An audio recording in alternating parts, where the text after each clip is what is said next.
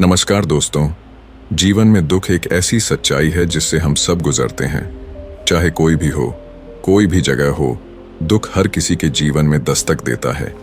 लेकिन अक्सर हम इस दुख से इतने परेशान हो जाते हैं कि यह हमारे जीवन की दिशा को बदल देता है। आज की इस कहानी के माध्यम से हम जानेंगे कि दुख से कैसे निपटें और कैसे अपने जीवन को फिर से खुशियों की ओर मोड़ें। इस कहानी में छिपे संदेश से आपको अपने दुख से लड़ने की नई प्रेरणा मिलेगी। तो चलिए शुरू करते हैं आज की इस प्रेरणादायक कहानी को। एक समय की बात है, नगर में रहने वाला कबीर नाम का एक लड़का अपनी जिंदगी से बहुत निराश था। उसकी निराशा का कारण यह था कि वह अब तक कुछ भी नहीं कर रहा था। उसके माँ बाप उसे ताने मारते कि तेरे सारे मित्र कुछ न कुछ कर रहे हैं, लेकिन तू अभी भी घर में ही बैठा हुआ है। मित्रों के बीच भी अक्सर उसका मजाक ही बनता। वह कहीं जाता तो लोग उससे पूछते कि क्या कर रहे हो। उसे यह बताने में बड़ी शर्म आती कि अभी वह कुछ भी नहीं कर रहा। धीरे धीरे उसने रिश्तेदारों के यहाँ जाना और लोगों से मिलना जुलना कम कर दिया। वह ज्यादातर समय अपने घर में ही बैठा रहता। वो अकेले में रोता, भगवान को कोसता और अपनी किस्मत को दोष देता। अब उसे अपनी जिंदगी बोझ लगने लगी थी। कभी कभी वह सोचता कि जब वे कुछ करने के लायक ही नहीं है तो फिर उसके जिंदा रहने का भी क्या फायदा। उसे तो मर जाना चाहिए। एक दिन वे अपने नगर की एक सड़क से गुजर रहा था।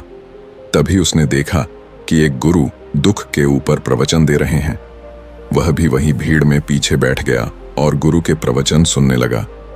गुरु बोल रहे थे कि दुख एक गुरु की भांति होता है जो हमें जीवन की सच्चाई दिखाता है और हमें सही से जीवन जीने का तरीका सिखाता है। आप चाहें तो अपने दुख रूपी गुरु से जीवन जीना भी सीख सकते हैं। ये सारी बातें ध्यान से सुन रहा था, लेकिन उसे गुरु की यह बातें सही नहीं लगी। उसने खड़े होकर कहा, दुख कुछ भी सिखाकर नहीं जाता, सिर्फ पीड़ा देकर जाता है। दुख की पीड़ा अनंत होती है। ऐसा लगता है इसके बाद कुछ भी नहीं होने वाला, कुछ भी नहीं मिलने वाला। मृत्यु भी उसके सामने छोटी लगने लगती है। गुरु ने कहा, आखिर क्या दुख है तुम्हें? कबीर ने अपना सारा दुख गुरु के समक्ष कह सुनाया और पूछा, क्या आपके पास मेरे इस दुख का कोई समाधान है? यह सुन गुरु मुस्कुराए और बोले, जिस दिन तुम्हारे जीवन में सच्चा दुख आए उस दिन मेरे पास आना, मैं तुम्हारे दुख का समाधान अवश्य करूंगा। इतना कहकर गुरु वहां से चले गए। कबीर ने सोचा, क्या मेरा दुख सच्चा नहीं है क्या? जिसने से गुजर रहा हूं वो छोटा है, कोई भी मेरे दुख को नहीं समझ सकता। जब माँ बाप नहीं समझ पाए तो गुरु के समझेंगे। अपने दुखों से परेशान होकर कबीर ने एक निर्णय लिया कि अब वह कुछ करके दिखाएगा। उसने एक छोटा सा व्यापार शुरू किया, लेकिन उसमें उसे सफलता नहीं मिल रही थी। पर उसके घर वाले खुश थे कि वह कुछ तो प्रयास कर रहा है। वह अपने व्यापार में जुटा रहा और उसे धीरे धीरे सफलता भी मिलने लगी। फिर उसने रफ्तार पकड़ ली और सिर्फ 3 साल के अंदर ही वह एक बड़ा व्यापारी बन गया। अब कबीर के चारों तरफ ऐसे बहुत से लोग थे जो उसकी चिंता करते थे, उसे पसंद करते थे, उसके काम की प्रशंसा करते थे। अब उसके घर वाले भी उसकी प्रशंसा करते नहीं थकते थे। दिन प्रतिदिन उसके मित्रों की संख्या बढ़ती जा रही थी। अब वो अपनी जिंदगी से बहुत ही खुश था। उसके कुछ मित्रों ने उसे सलाह दी कि जब तुम बड़े व्यापारी बनकर इतने खुश हो तो सोचो कि अगर तुम इस नगर के, इस राज्य के सबसे बड़े व्यापारी बन जाओ तो तुम्हारे पास कितना सुख होगा, कितने लोग तुमसे जुड़ना चाहेंगे, तुम्हारा कितना यश फैलेगा। स्वयं राजा भी तुमसे मित्रता करना चाहेंगे और जरूरत पड़ने पर तुमसे ही धन उधार लेंगे। मित्रों की यह बात कबीर के मन में घर कर गई। अब उसने और भी धन कमाने का प्रयास शुरू कर दिया, लेकिन उसे यह सब कुछ बहुत ही जल्दी चाहिए था। वह सब कुछ प्राप्त करने में अपना ज्यादा समय बर्बाद नहीं करना चाहता था। इसीलिए उसने ऐसे भी कार्य करने शुरू कर दिए जो उचित नहीं थे। उसने बड़ी मात्रा में अपने मित्रों से धन उधार लेना शुरू कर दिया। ज्यादा मुनाफा कमाने के लालच में अपने सामान में मिलावट करने लगा। उसने दूसरे व्यापारियों के खिलाफ षड्यंत्र भी रचे, उन्हें डराया, धमकाया। जैसा जैसा उसके मित्र उससे कहते गए वही करता गया। वह इन तरीकों से ज्यादा धन तो कमा रहा था, लेकिन अब उसके जीवन में सुकून नहीं रह गया था। उसके मन की शांति गायब हो गई थी। उसे रातों में नींद नहीं आती थी। सुख साधन की सारी वस्तुएं होने के बाद भी उसे किसी में सुख नहीं मिल रहा था। एक दिन कबीर अपनी बग्घी में सवार होकर कहीं जा रहा था। तभी रास्ते में उसे गुरु का आश्रम दिखा। वह रुक गया। वह गुरु के पास जाकर बोला, गुरुदेव, आपने कहा था कि जब तुम्हारे जीवन में सच्चा दुख आए तब मेरे पास आना। अब मैं बहुत दुखी हूं। मेरे रातों की नींद गायब हो गई है। मुझे कहीं सुकून नहीं मिल रहा। इस तरीके से कबीर ने अपनी सारी समस्या गुरु के सामने कह सुनाई। गुरु ने कहा, जब तुम मुझसे पहली बार मिले थे तब भी तुम किसी दुख में थे। तुमने उस दुख से क्या सीखा? कबीर नहीं कहा, मैंने सीखा कि सिर्फ सोचने और चिंता करने से कुछ नहीं होता। अपनी सोच को सच करने के लिए कर्म करना पड़ता है और सिर्फ कर्म करने से भी कुछ नहीं होता। अपने कर्म को अंतिम पड़ाव तक ले जाना भी आवश्यक होता है। चाहे रास्ते में कितनी मुश्किलें आईं, मन कितना ही निराश हो, कितना ही लगे कि अब आगे कुछ भी नहीं होने वाला, तब भी यह मानकर चलो कि मैं जो भी कर रहा हूं उसमें सफल अवश्य होगा। लोग सिर्फ सफल व्यक्ति को ही सम्मान देते हैं, फिर चाहे कोई कितना ही अच्छा क्यों ना हो, वह लोगों की नजरों में होता है। यह सब सुन गुरु मुस्कुराए और बोले, यह असली दुख नहीं है।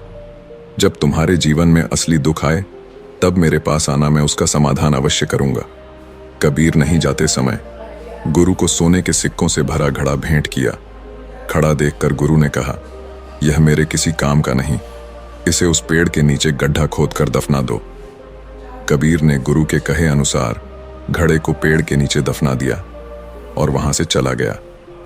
कुछ दिनों तक तो व्यापार अच्छी तरक्की कर रहा था, लेकिन गलत व्यापार की वजह से ही धीरे धीरे उसे व्यापार में घाटा होने लगा। उसकी सारी धन संपदा धीरे धीरे खत्म होने लगी और एक दिन ऐसा आया जब उसके पास कुछ भी नहीं बचा और वह कर्जे से लग चुका था।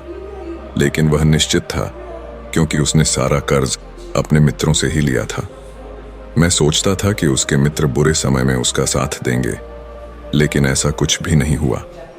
बुरा समय आते ही मित्रों ने ही सबसे पहले अपना उधार मांगना शुरू किया और उधार वापस न करने पर जान से मारने की धमकी भी दी। उसके शुभ चिंतक, उसे चाहने वाले सब उससे दूर हो गए। उसके वो मित्र जो उसके साथ मौज मस्ती किया करते थे, अब उससे दूर भागने लगे। उसके परिवार वाले उसे उसकी गलतियां और कमियां गिनाने लगी। उसकी सारी संपत्ति नीलाम हो गई और उसके पास कुछ भी नहीं बचा। उसने अपने पिता से सहायता मांगी तो पिता ने कहा, मेरे पास ये थोड़ी सी ही संपत्ति है, अगर मैं यह भी तुम्हें दे दूंगा तो तुम्हारी मां को कहां रखूंगा? इस संपत्ति हमारा आखिरी सहारा है। कबीर के भीतर बहुत गहरा दुख था। उसके आसपास ऐसा कोई भी नहीं था जो उसके दुख को समझ सके, उसे संभाल सके। लोगों से मिले इस धोखे और विश्वासघात की वजह से वह अंदर तक टूट गया। उसे लगने लगा, अब जीने का क्या मतलब? अब तो मृत्यु हुई, एकमात्र सहारा है वो है आत्महत्या करने। एक भारी की तरफ जा रहा था कि तभी उसे याद आया, गुरु ने कहा था, और अपना सारा दुख के सुनाया। वहीं आंखों में आंसू भरकर बोला, मेरे इस दुख का समाधान कीजिए। गुरुदेव, गुरु ने कहा, जब तुम्हारे जीवन में असली दुख आए तब मेरे पास आना, मैं उसका समाधान अवश्य करूंगा। कबीर ने कहा, क्या अभी जो मेरे जीवन में घट रहा है वो दुख नहीं है? आखिर असली दुख होता क्या है? गुरुदेव, गुरु ने कहा, सबसे पहले तुम ये बताओ कि तुमने अपने इस दुख से क्या सीखा? कबीर ने कहा, मैंने सीखा कि जो लोग हमारी सफलता, हमारी तरक्की की वजह से हमारे जीवन में आए हैं, वो हमें धोखा अवश्य देंगे, क्योंकि वह बुरे समय में हमारे साथ खड़े नहीं होंगे। वह केवल अच्छे समय में हमारा फायदा उठाएंगे और बुरे समय में छोड़कर चले जाएंगे। भरोसा केवल उन्हीं लोगों पर करना चाहिए जो हमारे बुरे समय में, असफलता के समय में हमारे साथ खड़े रहते हैं। लेकिन ऐसे लोग बहुत ही कम होते हैं, पर जिसके पास होते हैं उन्हें उनकी कद्र करनी चाहिए, उनका अपमान नहीं करना चाहिए। मैंने यह भी सीखा कि कभी किसी के खिलाफ षड्यंत्र नहीं रखना चाहिए।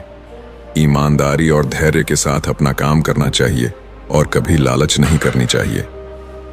अपना सारा दुख और अनुभव बताने के बाद कबीर आंखों में आंसू भरकर गुरु के सामने बैठा रहा।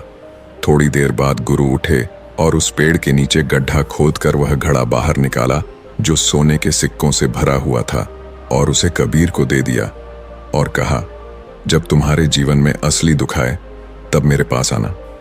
कबीर ने गुरु को धन्यवाद दिया और उन्हें प्रणाम कर वहां से चला गया। उसने उस ढंग से एक छोटा व्यापार शुरू किया। अब वह एक छोटा व्यापारी बनकर भी खुश था। उसने पूरी लगन और ईमानदारी से व्यापार किया। देखते ही देखते वह अपने नगर का फिर एक बड़ा व्यापारी बन गया। उसका जीवन खुशियों और सुविधाओं से भर गया।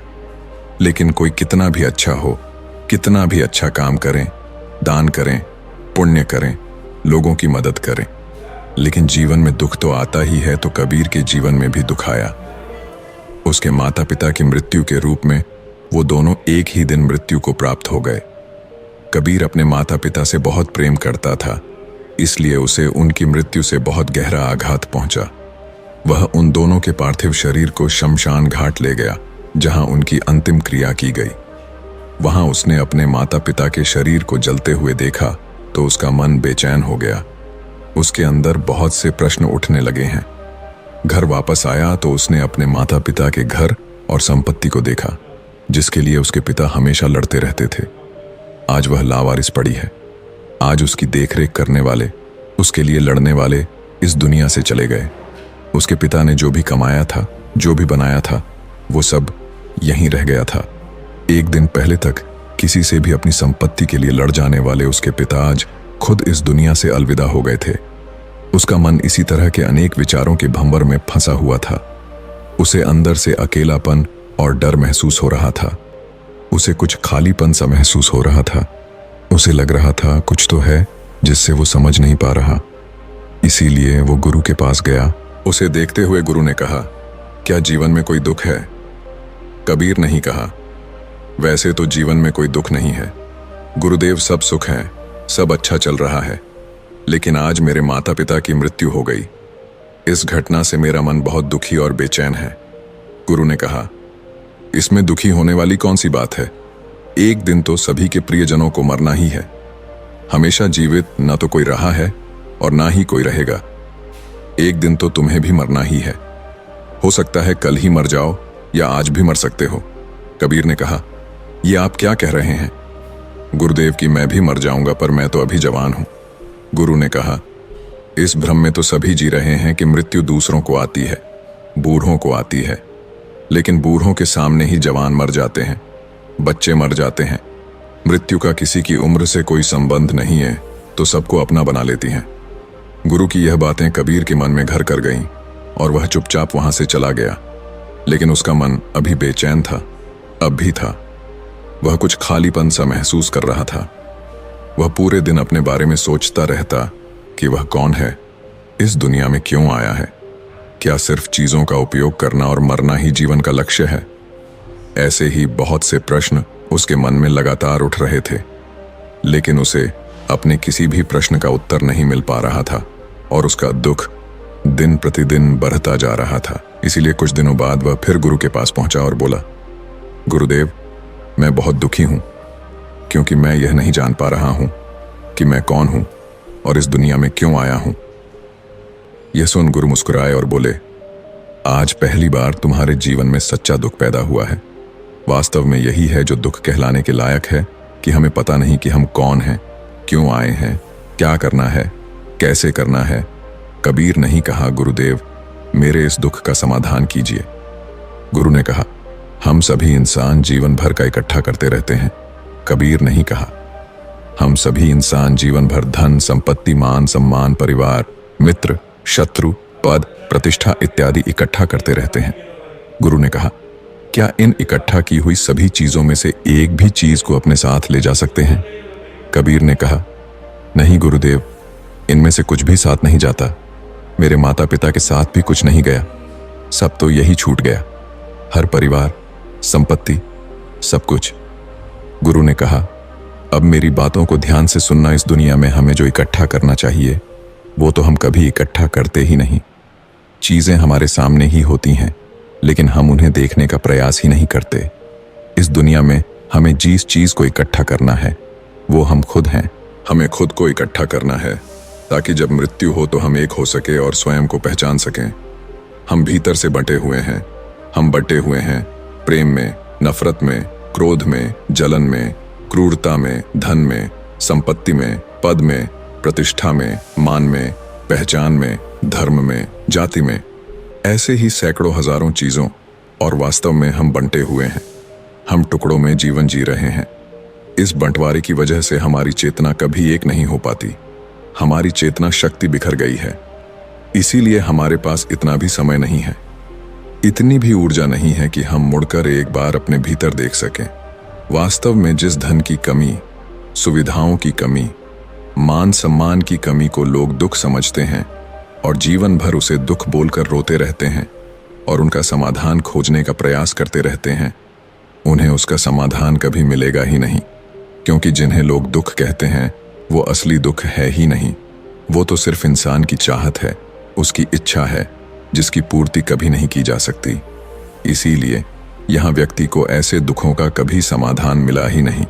इसीलिए इन सब के ऊपर अगर अपने दुखों का परम समाधान चाहिए तो सबसे पहले अपने आप को इकट्ठा करो। अपनी ऊर्जा को इस संसार से वापस खींचो और एकत्रित करो। अपने ऊपर ध्यान दो, खुद पर ध्यान लगाओ। मृत्यु से पहले अपने आप को पहचान लो। ऐसे ही बिखरे हुए मत चलो। कबीर नहीं कहा तो क्या गुरुदेव, हमें ये संसार छोड़ देना चाहिए, अपनी सभी इच्छाओं को मार देना चाहिए, किसी से प्रेम नहीं करना चाहिए, धन संपत्ति नहीं इकट्ठा करनी चाहिए, मान सम्मान की आशा छोड़ देनी चाहिए। गुरु ने कहा, एक बिखरे हुए मनुष्य के अंदर से कामनाएं, इच्छाएं और वासनाएं ऐसे ही निकलती हैं जैसे पहाड़ से कोई पत्थर गिर रहा हो जिस पर पहाड़ का कोई नियंत्रण नहीं है।